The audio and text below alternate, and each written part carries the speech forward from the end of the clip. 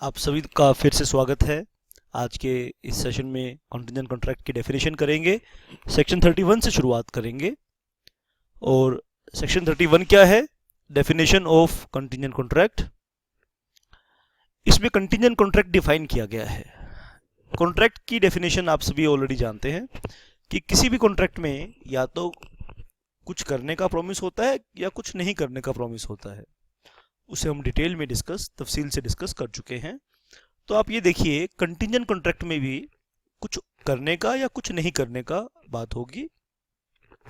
एक simple contract में और कंटिजेंट कॉन्ट्रैक्ट में डिफरेंस अपफ्रंट क्या है? सिंपल कॉन्ट्रैक्ट में तो भाई या तो मैं कुछ करूंगा या मैं कुछ नहीं करूंगा आपके लिए।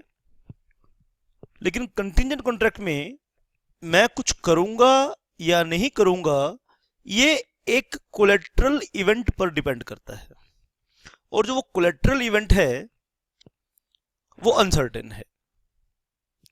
जैसे एग्जांपल देखिए, नीचे इलुस्ट्रेशन दिया है, सेक्शन 31 के एक्ट में ही इलुस्ट्रेशन दिया है। ए कॉन्ट्रैक्ट्स टू पे ₹10,000 इफ बीज हाउस इज बर्न्ड। तो इसमें एक एक्ट है, एक कोलेटरल इवेंट है। आप इस इलुस्ट्रेशन में देखिए तो सेक्शन 31 में आपने जो इलुस्ट्रेशन अभी देखी, आइए थोड़ा सा इसका एनालिसिस करते हैं। जल्दबाजी किसी चीज़ की नहीं है, हम बहुत आराम से और प्यार से बात करते हैं, और जो भी करते हैं वो हमेशा के लिए करते हैं। सेक्शन 31 में हम क्या सीख रहे हैं? Definition of contingent contract. तो कंटिजेंट कॉन्ट्रैक्ट में हम ये देखेंगे, जैसे किसी भी कॉन्ट्रैक्ट में या तो एक्ट या एब्सटिनेंस। तो पहली चीज क्या है? या तो एक्ट है या फिर एब्सटिनेंस है। एब्सटिनेंस क्या है? एब्सटिनेंस मतलब नॉट टू डू समथिंग।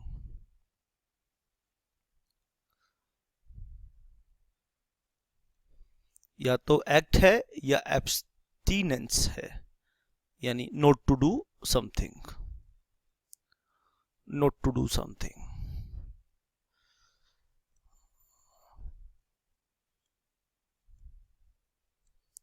और दूसरी चीज है इसके साथ कोलेटरल इवेंट।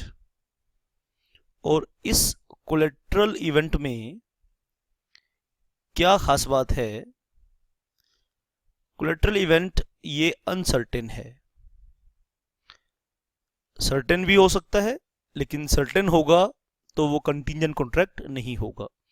तो सेक्शन 31 में कंटिजेंट कॉन्ट्रैक्ट की जो डेफिनेशन हमने देखी, आइए दोबारा से पढ़ते हैं और अब दोबारा से देखते हैं। A contingent contract is a contract to do or not to do something if some event collateral to such contract does or does not happen। Simple contract में ये कोलेटरल इवेंट नहीं होता। जैसे सिंपल कॉन्ट्रैक्ट में क्या होगा? ए ने B को प्रॉमिस किया कि मैं भाई तेरे को 10,000 रुपए दूंगा। सिंपल कॉन्ट्रैक्ट में कोलेटरल इवेंट नहीं होता, और कंटिजेंट कॉन्ट्रैक्ट में एक कोलेटरल इवेंट है जो कि अनसर्टेन है। इस चीज को हम यहां रिप्रोड्यूस कर सकते हैं।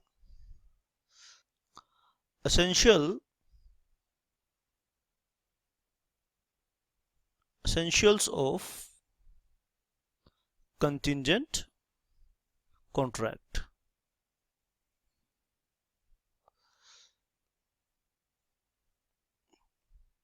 तो आइए इस सब नॉलेज को यहां एक बारी रिप्रोड्यूस कर ले। पहली बात, कोलेटरल इवेंट डेफिनेशन में है सब कुछ बेटा, मैं यहां पर कोई भी नई बात नहीं लिख रहा हूं। एक तो कोलेटरल इवेंट है, और इस कोलेटरल इवेंट में हैपनिंग और नॉन हैपनिंग है। या तो कुछ चीज की हैपनिंग है या किसी चीज की नॉन हैपनिंग है। हैपनिंग और नॉन हैपनिंग है।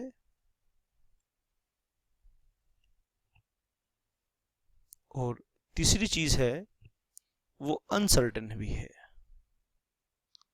अनसर्टेन का मतलब निश्चित नहीं है कि वो होगा या नहीं होगा या नहीं।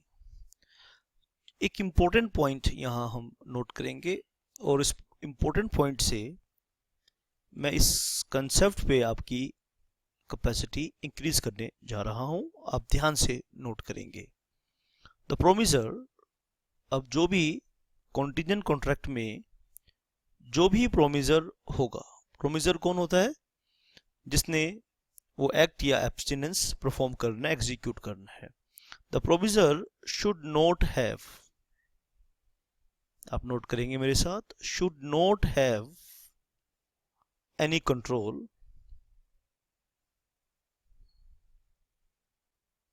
over such collateral event. If promisor can control, ये क्रक्स है इसका, ये जान है इसकी। If promisor can control happening or non-happening, happening or non-happening, then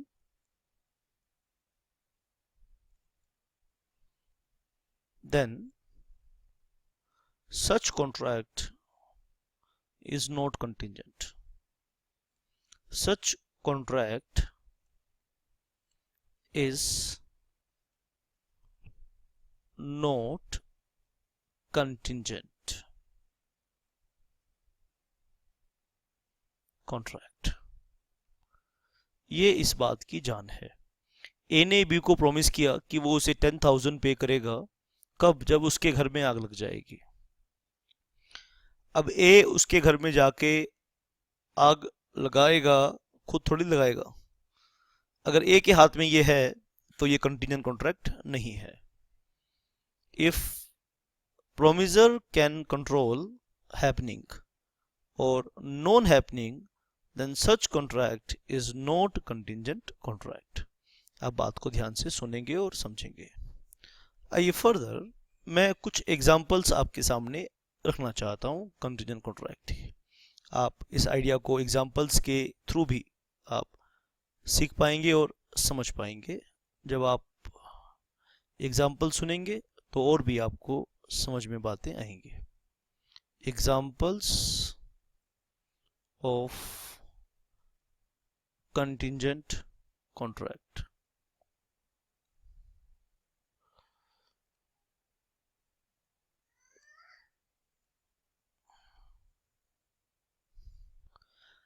पहला मैं इसका एग्जांपल आपको देना चाहूंगा, कॉन्ट्रैक्ट ऑफ, शाबाश, आप ध्यान से बात को सुनिए।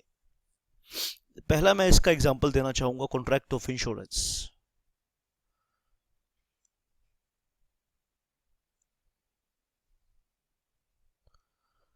कॉन्ट्रैक्ट ऑफ इंश्योरेंस, इंश्योरेंस में, इंश्योरेंस कॉन्ट्रैक्ट में दो लोग हैं, एक इंश्योरेंस कंपनी है, दूसरा इंश्योर्ड पर्सन है। जैसे ए ने बी को, इंश्योरेंस कंपनी ने पार्टी को ये प्रॉमिस किया कि उसके घर में आग लग जाएगी तो 10,000 रुपये देगी, contract of insurance.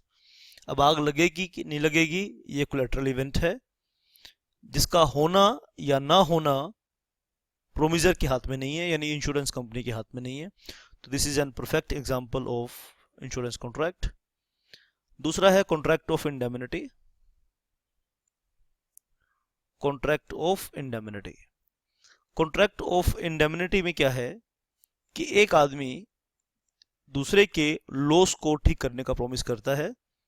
Contract of indemnity में एक पर्सन दूसरे पर्सन के लॉस को ठीक करने का वायदा करता है। अब वो ठीक कब करेगा? जब लॉस होगा। जो लॉस नहीं हुआ फिर। और एक और एग्जांपल दे रहा हूं मैं, कॉन्ट्रैक्ट ऑफ गारंटी।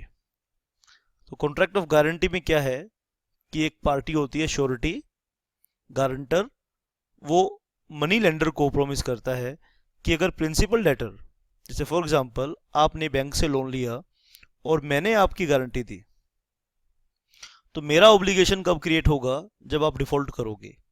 तो आपका डिफॉल्ट एक कोलेटरल इवेंट हुआ और मैंने बैंक को क्या प्रॉमिस किया कि अगर आप डिफॉल्ट करोगे तो आपने जो लोन लिया है उसको मैं चुकाऊंगा। तो contract of a guarantee is an perfect example of contingent contract. तो 3 मैंने ये एग्जांपल दिए। आओ फर्दर एक्सप्लोर करेंगे इन सेक्शंस को। सेक्शन 32, सेक्शन 32 की सबसे पहले हेडिंग देखिए, enforcement of contract contingent on an event happening. तो section 32 enforcement of contract contingent. अब कुछ कॉन्ट्रैक्ट कंटीजेंट, कुछ कॉन्ट्रैक्ट की एनफोर्समेंट 32, 33, 34, 35 और 36 में, 32, 33, 34, 35, 36 में हम क्या पढ़ने वाले हैं? एनफोर्समेंट ऑफ कॉन्ट्रैक्ट पढ़ने वाले हैं। आप ध्यान से बात को सुनेंगे। हम एनफोर्समेंट ऑफ कॉन्ट्रैक्ट को सुनने वाले हैं। और एनफोर्समेंट ऑफ कॉन्ट्रैक्ट में कंटिंजेंट या तो हैपनिंग है या नॉन हैपनिंग है, या future conduct of living person है, या happening with in a specified time है, या non happening with in a specified time है। तो अब क्या करना है? एनफोर्समेंट ऑफ कॉन्ट्रैक्ट कि कोई घटना घटेगी तो एनफोर्स होगा। नॉन हैपनिंग पे क्या होगा? कोई घटना नहीं घटेगी तो। ये हैपनिंग और नॉन हैपनिंग को हम एक साथ पढ़ेंगे बेटा, डिफरेंट डिफरेंट सेक्शंस में हम एक साथ पढ़ेंगे ताकि हमें कंफ्यूजन ना हो। ठीक है? इवेंट मैं एग्जांपल से समझाता हूं। इवेंट, इवेंट मतलब घटना, घटना, इवेंट। इवेंट की हैपनिंग सुन लो, नॉन हैपनिंग सुन लो, दोनों के एग्जाम्पल सुन लो, फिर आपको बात अच्छे से समझ में आएगी। इसकी हैपनिंग भी सुन लीजिए, इसकी नॉन हैपनिंग भी सुन लीजिए। हैपनिंग भी सुन लीजिए और नॉन हैपनिंग भी सुन लीजिए। दोनों को एक साथ समझेंगे, सुनेंगे। बीच में एक लाइन लगा लेते हैं ताकि दोनों को अलग अलग समझेंगे। यह है साउथ अफ्रीका, ठीक है, और यह है हमारा इंडिया। और साउथ अफ्रीका के बीच में और इंडिया में क्या है? हिंद महासागर है, और एक शिप से माल आ रहा है। ठीक है, ये एक शिप है जिससे माल आ रहा है। ठीक है, ये माल किधर मूव कर रहा है? ये माल मूव कर रहा है इंडिया की तरफ। और इसमें जो माल है वो किसका है? ए का है। ठीक है, ए इस माल को बी को देने का कॉन्ट्रैक्ट कर रहा है।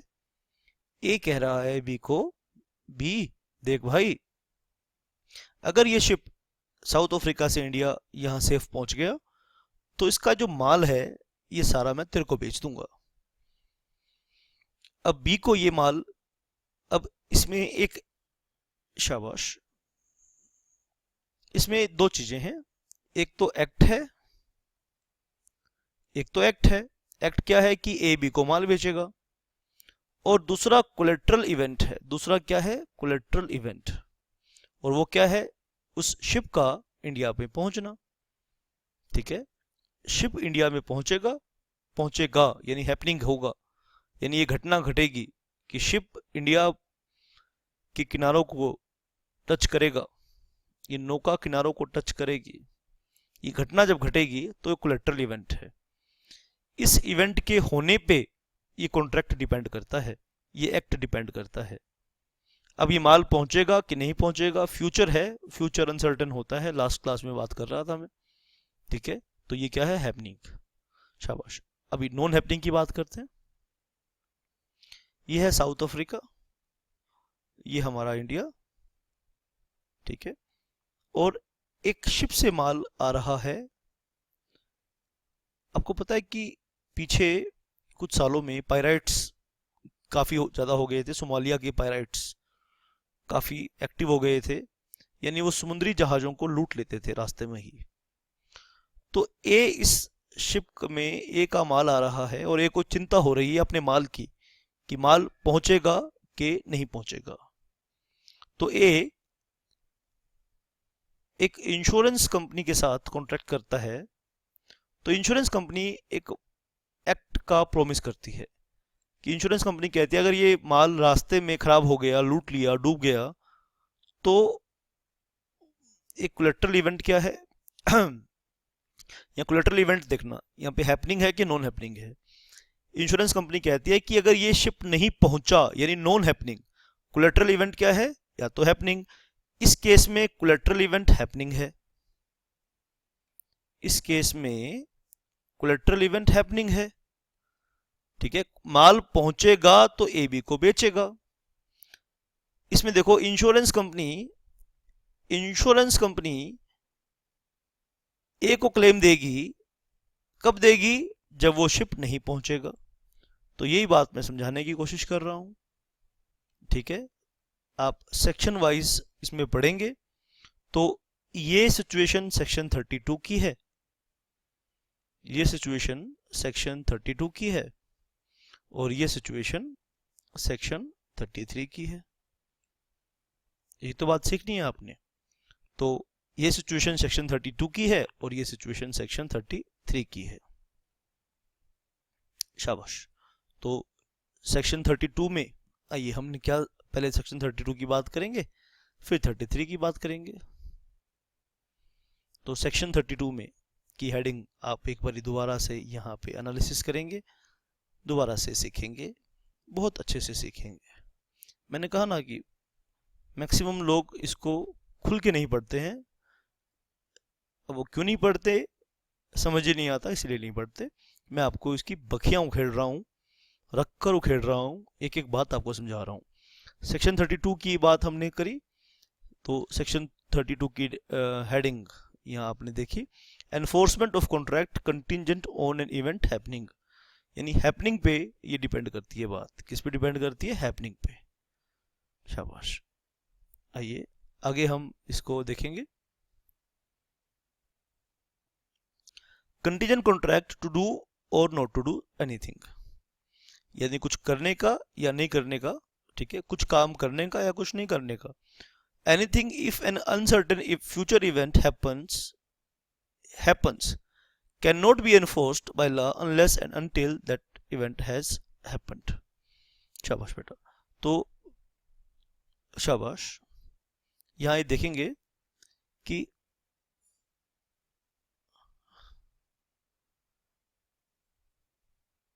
at which moment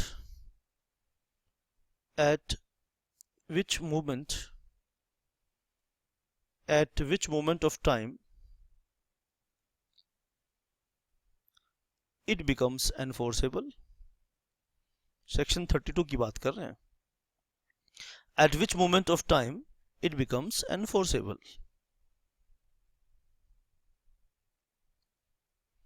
तो उसका आंसर है when collateral event happens, when collateral event happens, जब वो collateral event happen हो जाए, घटना घटित हो जाए, तो वो कॉन्ट्रैक्ट क्या हो जाएगा, एनफोर्स हो जाएगा। और यही तो सीखना था हमें कि एक ऐसा कंटीजेंट कॉन्ट्रैक्ट जो हैपनिंग पर डिपेंड करता है कि कब एनफोर्स होगा, जब वो घटना घट जाएगी। जैसे फॉर एग्जांपल हमने ये किया था कि ए बी को माल बेचेगा, तो बी कब एनफोर्स कर पाएगा, बी कब एनफोर्स कर पाएगा, ठीक है, जब ये माल पहुंच जाएगा। ये बात हमने यहां पे सीखी। शाबाश। When collateral event happens, eight which moment, एक और पॉइंट, दो पॉइंट एनालिसिस करने हैं। समझ में नहीं आया तो मेरे से मेरे टेलीफोन नंबर पे बात करनी है, 98180 मेरा फ़ोन नंबर है, 98180 आप व्हाट्सएप कर सकते हैं ऑनलाइन क्लासेस के लिए, और डाउट के केस में भी आप पूछ सकते हैं। पहले आप व्हाट्सएप करेंगे, फिर मैं कॉल या तो खुद करूंगा या कॉल करने का आपको टाइम बताऊंगा। तो पहले व्हाट्सएप से रिजॉल्व करना है आपका डिस्प्यूट, फिर कॉलिंग से। आपका डिस्प्यूट नहीं रहने दूंगा, चाहे मुझे आपको अपने पास बुलाना पड़े, आपके पास आना पड़े, लेकिन ये प्रॉमिस है कि आपका कोई डाउट रहने नहीं दूंगा। Eight which moment at which moment, ये बात पकड़ना बेटा, पकड़ना, शाबाश, eight which moment it becomes void, यानी सेक्शन 32 में जिस कंटीजेंट कॉन्ट्रैक्ट की बात की गई है कि वॉइड कब होगा, eight which moment it becomes void. अब ये कॉन्ट्रैक्ट वॉइड कब हो जाएगा, बात पकड़ने वाली है। when happening becomes impossible, तो उस मोमेंट पे ये वॉइड हो जाएगा। जब हैपनिंग इम्पॉसिबल हो गई, यानी ये शिप आना था और रास्ते में शिप डूब गया। जब ये शिप डूब गया तो पहुंच तो पाएगा नहीं। तो ये कॉन्ट्रैक्ट वॉइड कब होगा, 32 का कॉन्ट्रैक्ट, जब जहाज पानी में डूब जाएगा, यानी जब वो घटना घटित होनी असंभव हो जाएगी, तो उस वक्त contingent contract of 32 becomes void. आप सेक्शन को ध्यान से सुनेंगे। Enforcement of contract contingent on an event happening, contingent contract to do or not to do something if an uncertain future event happens cannot be enforced by law unless and until that event has happened. If the event becomes impossible, such contract become void. शाबाश बेटा, illustration दी है act में और इन दोनों illustrations को आप note करेंगे। और इलस्ट्रेशन दी है 1 2 3, देखो मजे कर दिया आपके। 3 इलस्ट्रेशन ये एक्ट ने ही दी है, इन तीनों को नोट करिए लेक्चर को पॉज करके, और इन तीनों को नोट करने के बाद आगे बढ़ेंगे। 33 भी मैंने एक तरह से आपको समझा ही दिया है। 33 और 32 में सिर्फ ये फर्क है कि 33 में शाबाश नॉन हैपनिंग की बात की गई है, 33 में नॉन हैपनिंग की बात की गई है। Enforcement of contract contingent on an event, शाबाश, इलस्ट्रेशन मैंने आपको दी है, यहां की इलस्ट्रेशन आप नोट कर लेंगे बाद में। Enforcement of contingent contract on an event not happening. Enforcement of contract contingent on an event not happening. Contingent contract to do or not to do something, anything, if an uncertain event does not happen, can be enforced when the happening of that event becomes impossible and not before. शाबाश। आइए एक बारी हम, जैसे हमने 32 का analysis किया, ऐसे ही हम सेक्शन 33 का भी एनालिसिस करेंगे। आप ध्यान से बात को सुनेंगे। सेक्शन 33 की दोनों सिचुएशन जो सेक्शन में कवर की गई हैं, आइए शाबाश उसको हम समझते हैं। At which moment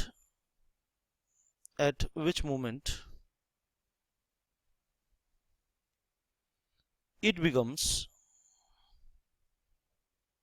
enforceable, और दूसरी situation at which moment it becomes void.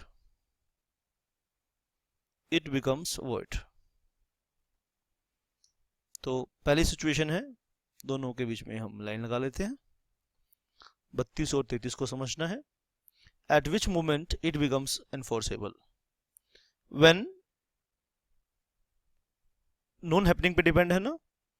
When happening becomes impossible, जब हैपनिंग इम्पॉसिबल हो गया, यानी ये पक्की बात है कि अब हैपनिंग बिकम्स, जैसे इंश्योरेंस कंपनी ने प्रॉमिस किया था कि शिप डूब जाएगा तो देगी, शिप डूब गया और अब हैपनिंग तो हो नहीं सकती, तो कॉन्ट्रैक्ट एनफोर्स हो सकता है। उस मोमेंट से कॉन्ट्रैक्ट एनफोर्स हो सकता है, एनफोर्सेबल हो जाता है। Eight which it becomes N void, when collateral event happens, और जब वो घटना नहीं घटित पे मैंने इंश्योरेंस कंपनी ने कब क्लेम देना था, जब जहाज नहीं पहुंचेगा, तो जहाज पहुंच गया तो अब नहीं देना। When collateral event happens, when collateral event happens. शाबाश। 33 के साथ इलस्ट्रेशन दी है, इलस्ट्रेशन को भी आप नोट करेंगे। 33 की इलस्ट्रेशन ये वाली इलस्ट्रेशन है, शाबाश, ये नोट करेंगे। और आगे हम 34, 35, 36 करेंगे। शाबाश, आप बहुत ध्यान से इन सब बातों को सुनिए और समझिए।